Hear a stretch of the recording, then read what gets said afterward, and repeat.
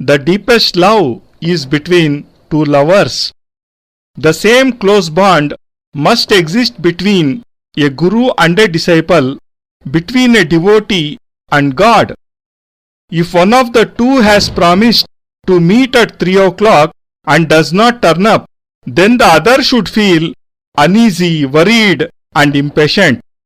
It was about 7 to 8 years back that I was sitting in my house at Jodhpur. It was midsummer and very hot. A young man about 23 to 24 years old from Hapur came to meet me. He was handsome and well dressed. He came to me and said, "May I sit down?" I asked him to do so. He sat down on a chair and took out a photograph from his pocket. He said to me, "I want to say something." "Be quick," I said. "It is already 12 in the noon and it would be better if you come back at 4 in the evening." "No, please Guruji, it shall take only a few minutes." And saying these words, he again took out the photograph, looked at it and placed it back in his pocket. I said to myself, what is he trying to do? He seems to be from a well-to-do family. But why is he acting so strangely? Just as God appears in several forms before common folks, similarly in my life, disciples have turned up in different varied guises. In your life, there may be only one God, the Guru. But in my life, I have seen so many epithets of him in the form of my disciples. I asked him, "Are you a Christian?" "No, Guruji," he said, "I am a Hindu." "Well, fine, you are a Hindu, but what do you want to say to me?" "Guruji, just 1 second," he said, and again took out the photograph, looked at it and replaced it. "Have you escaped from a mental asylum in Shadara? Where are you from?" I asked him. "I live in Hapur, Guruji." "But there is no mental asylum in Hapur. There are asylums in Agra and Shadara. Then how come you are from Hapur?" "Guruji, you think I am mad?"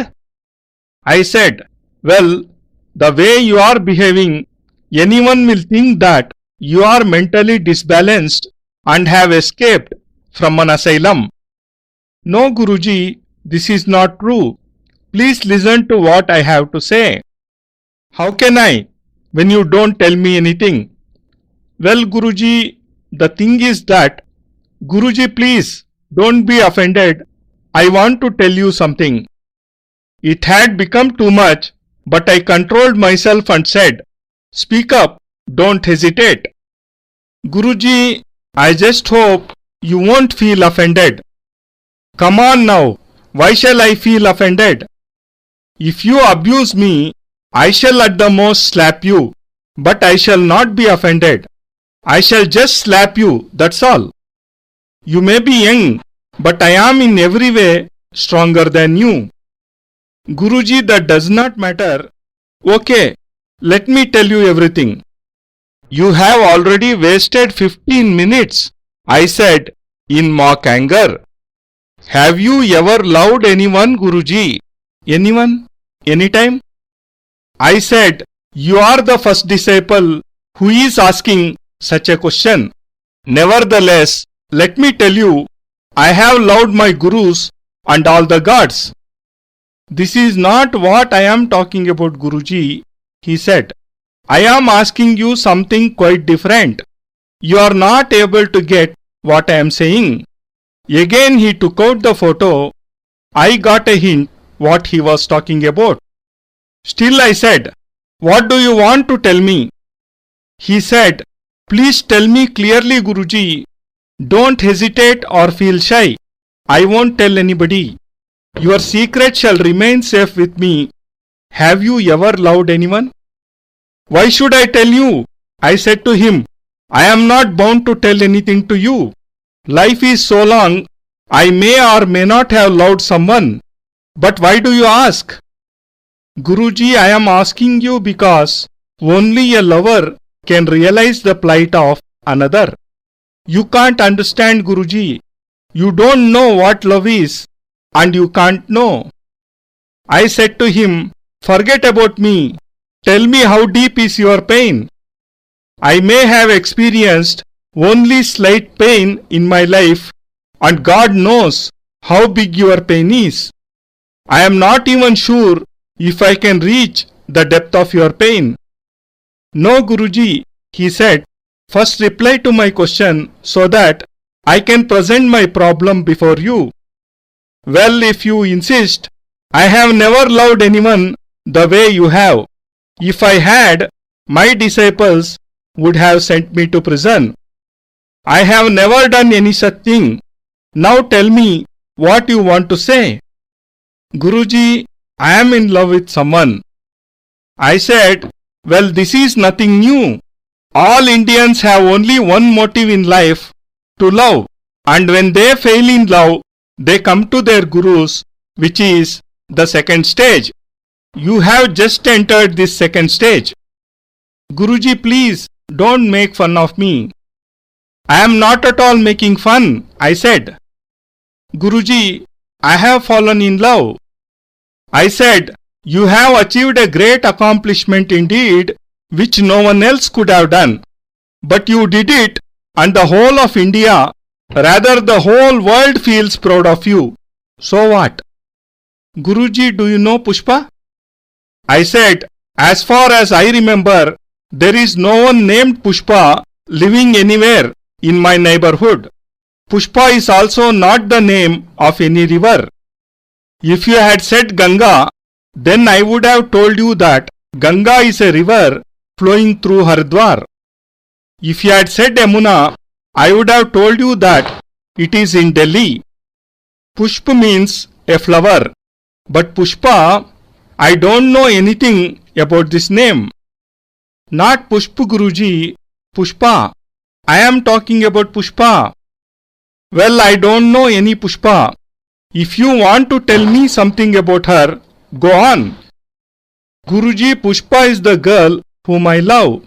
If you come with me to Hapur, I shall show where she lives, and on seeing her, you won't move from the place.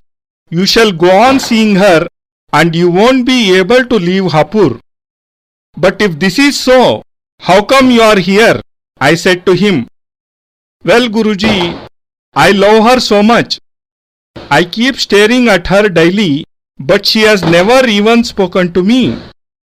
I keep looking at her, but she does not care a bit about me. Guruji, please do something.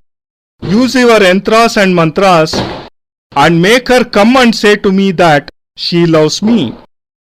I have heard that you know how to use yantras and mantras. I have also read your books and the magazine you bring out. Guruji, just look at this photograph. Saying this, he took out the photo once again and touched it to his eyes. You must have talked to her, I said, without looking at the photo. Guruji, this is the problem, that she has never talked to me, he said. She lives in my neighborhood, just next to my house, but she does not talk to me. Please, Guruji, promise that you shall help in our union. I said to myself, half an hour has been wasted in his gibberish talks. This is quite common in love and is nothing new. He is just another lover in the category of Laila Majnu and Romeo Juliet. To him I said, look, I cannot help you in meeting her. I have not opened a bureau to do such work. And I had hardly spoken these words when he fell down unconscious from his chair. I thought that he was fainting, but when I stooped to look at him, I saw him frothing from the mouth. I said to myself, what a fool he is! He shall create trouble for everyone. I sprinkled some water on his face, but nothing happened. My wife, who had probably heard the crashing of the chair, came running and said, what happened? I said, well, nothing has happened. Pushpa has not come, hence he... She looked inquiringly at me. Who is Pushpa? She asked.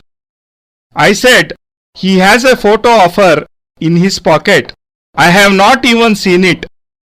I took out the photograph from his pocket.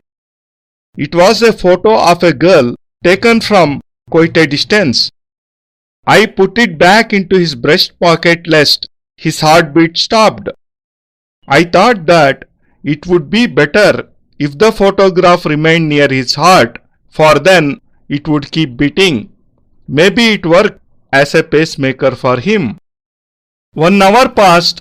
We tried everything, made him smell a shoe, put some chili powder into his nostrils, but nothing happened and he remained unconscious.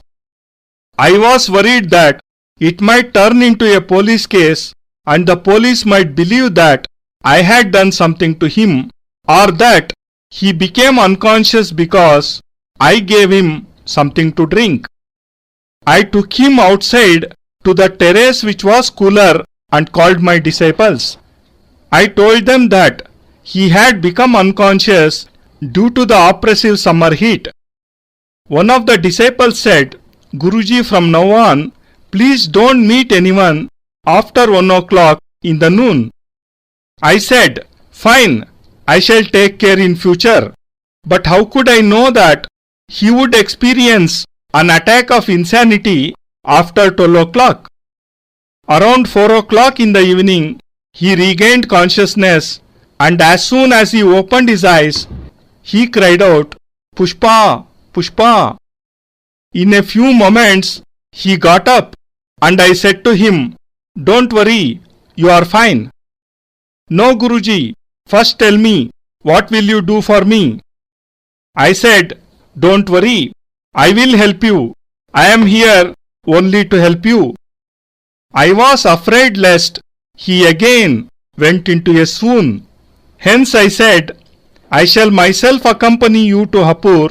I shall myself bring her before you. Don't you worry, just get well soon. I have narrated this incident to tell you what actually is the relation between two lovers like. And if you form such a bond with God, you shall become great like Mira, Kabir, Sur, Raidas, and you shall achieve divine enlightenment.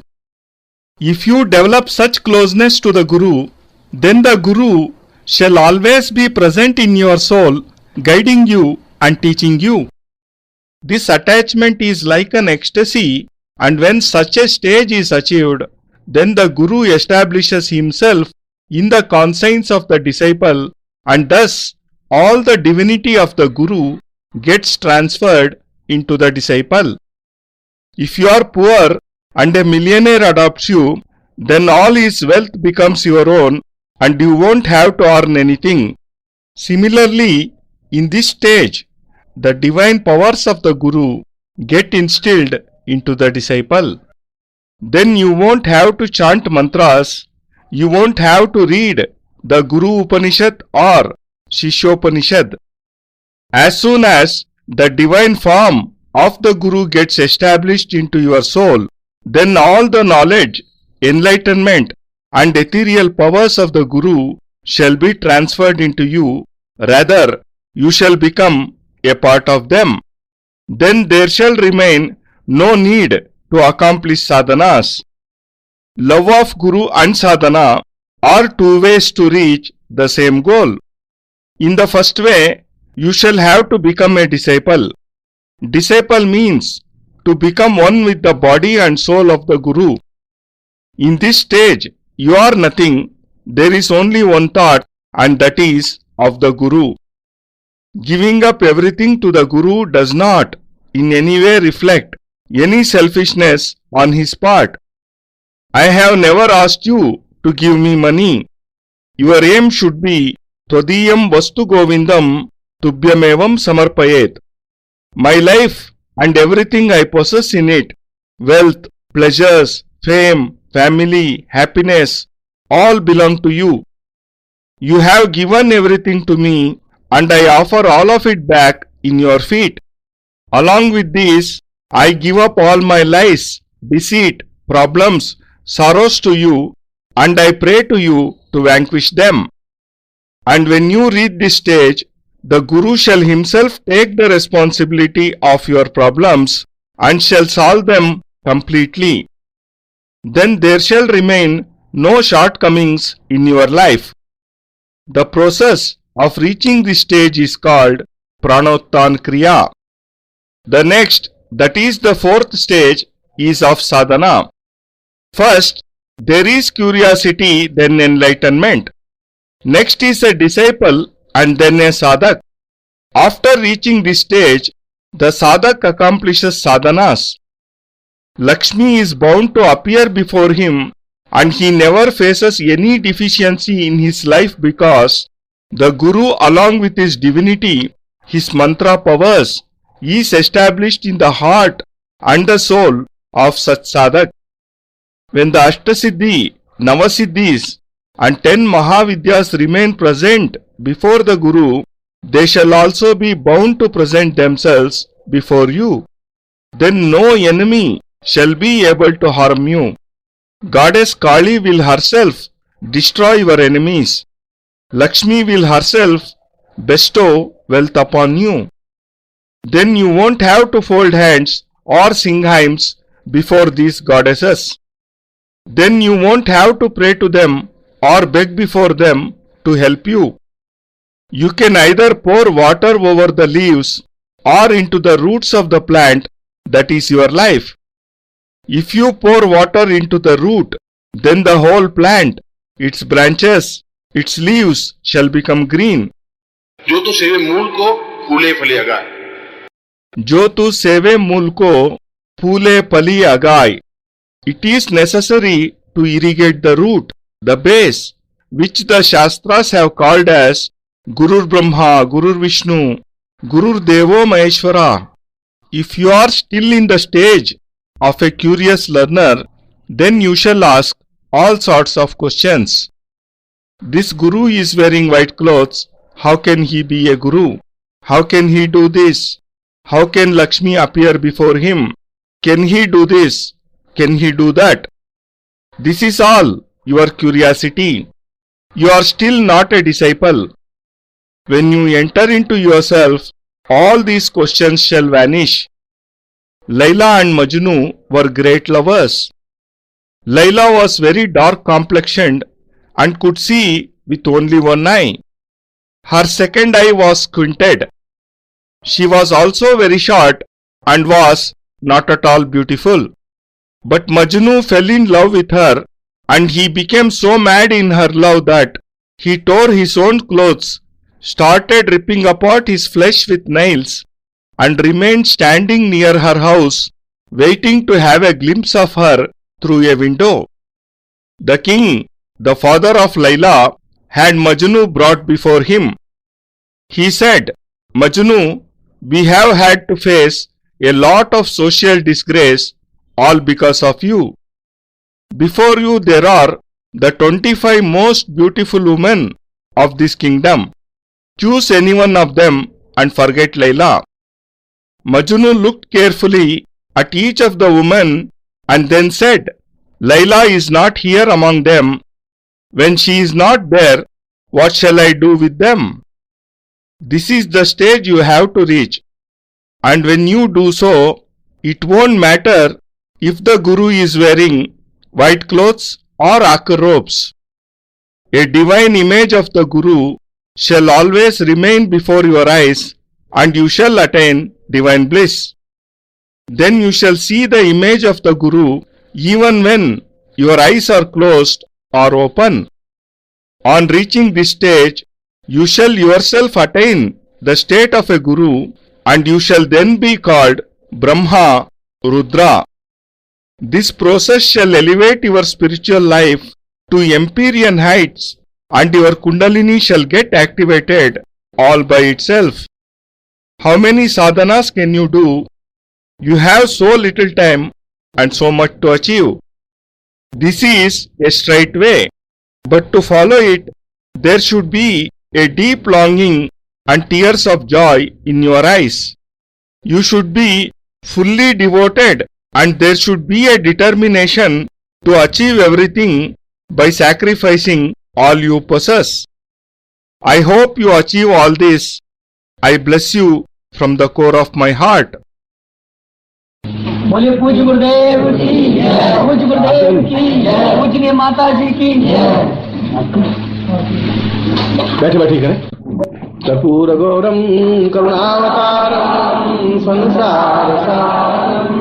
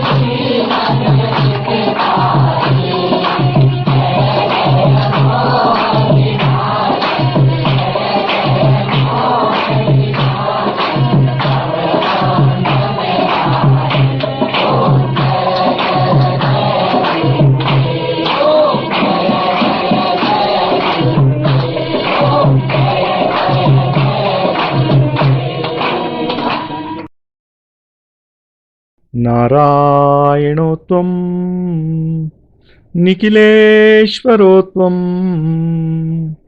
माता पिता गुरु आत्मा त्वमेवं ब्रह्मा त्वं विष्णुरुद्रा त्वमेवं सिद्धाश्रमो त्वं गुरुवं प्रणम्यं त्वमेव माता च पिता त्वमेव त्वमेव बन्धुश्च सखा त्वमेव त्वमेव विद्या द्रविणं त्वमेव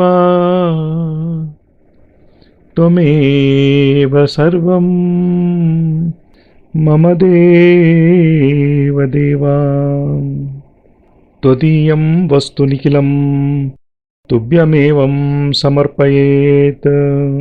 जय गुरुदेव। परमपूज्य गुरुदेव योगिराज स्वामी निखिलेश्वरानंद जी ಮಹಾರಾಜರ ಪವಿತ್ರತಮ ದಿವ್ಯ ಚರಣಾರವಿಂದಗಳಲ್ಲಿ ಸಪ್ರೇಮಪೂರ್ವಕ ಸಮರ್ಪಣೆ ಈ ಭಾವಾನುವಾದ ಅತ್ಯಂತ ಕೃತಜ್ಞತಾಪೂರ್ವಕವಾಗಿ ಗುರೂಜಿ ನಿಖಿಲ್ ಸಚ್ಚಿದಾನಂದ